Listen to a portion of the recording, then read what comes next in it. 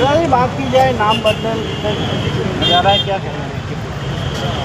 ये सरकार जैसे वादे किए उसके अनुसार जनता की भावना के अनुरूप तो खरीद नहीं उतर रही है, लेकिन योजनाओं के नाम बदल कर लोगों को भ्रमित करने का काम कर रही है। लेकिन जनता पूरी समझती है, इसमें कोई दो राय नहीं है। मनमोहन सिंह जी ने बहुत सोच समझ के गारंटी योजना दी थी ताकि मजदूर को उसका रोजगार बराबर मिलता रहे। क्या देते हैं, 100 रुपये से मजदूरी शुरू की थी, आज 125 पौने 200 रुपये पर आदमी मिलती है। 100 दिन में भी 17,000 से कोई आदमी का गुजारा तो नहीं हो सकता, लेकिन राहत मिलती है। ऐसी महत्वपूर्ण योजनाओं को भी ये ख़त्म करना चाहते हैं। केवल महात्मा गांधी के नाम से इनको इतनी एलर्जी है कि कैसे न कैसे इस नाम को बदलो।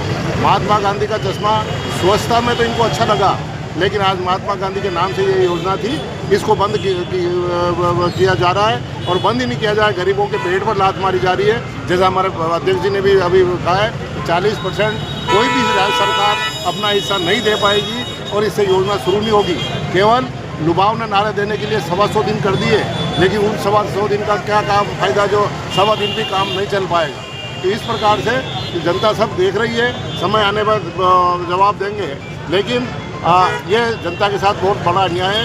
इसलिए ऑल इंडिया कांग्रेस कमेटी ने, प्रदेश कांग्रेस कमेटी ने जो धरने का आयोजन रखा, इसलिए आज सब एकत्रित हुए जिले से। कोई व्यवस्था के कारण शादी ब्याह और कोई काम होंगे इसलिए नहीं आए होंगे, बाकी ऐसी कोई बात है नहीं है। सब इस मामले में समस्त कांग्रेसी एकजुट है। बात की जाए अभी कानून व्यवस्था की बात करें तो चित्तौड़ में गोलीकांड चल रहे हैं, कई जगह कानून व्यवस्था बिगड़ रही है। कानून व्यवस्था की तो जैसी दुर्दशा इस सरकार में देखने को मिली वैसी कहीं नहीं मिली है। और ये तो गोलीकांड और ये बड़े कांड तो आ जाते हैं, लेकिन कांग्रेसी आदमी किसी को जरा सी बोल में आँख ऊँची करके बात कर ले तो पुलिस उससे घर पहुंच जाती है और इतनी बड़ी घटनाएं हो जाती है जो पुलिस कोई ध्यान नहीं दे रही है। तो ये तो माफियाओं पे 60 गार्ड की सरकार है। रेती तस्करी करो, दूसरी गुंडागिर्दी करो, कैसी करके लोगों को आतंकित करके अपना राज चलाना चाहते हैं, लेकिन ऐसा दिन ज़्यादा दिन चलने वाले नहीं। सरकार कह रही है 0 भ्रष्टाचार पे चल रहे हैं, तो इसका मतलब बीजेपी में तो कहीं भ्रष्टाचार हो ही नहीं रहा।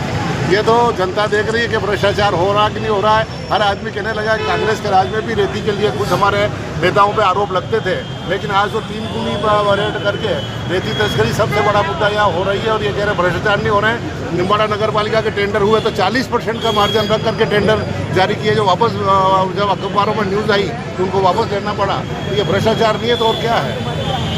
भोपाल सागर कांड पे भी आप कुछ बोलिए, सूरज माली पे जो प्राणघातक हमला हुआ। 2 मुद्दों पर है।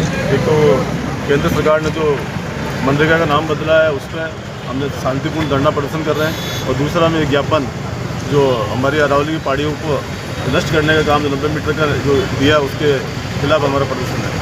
मनरेगा के तो नाम आज से 20 साल पहले कांग्रेस सरकार ने गरीबों को उनको रोज़गार की गारंटी दी थी। उन्होंने जवाब दी थी केंद्र सरकार गरीबों को रोज़गार देगी, उसका जो पूरा पैसा भी था वो भी केंद्र सरकार देगी।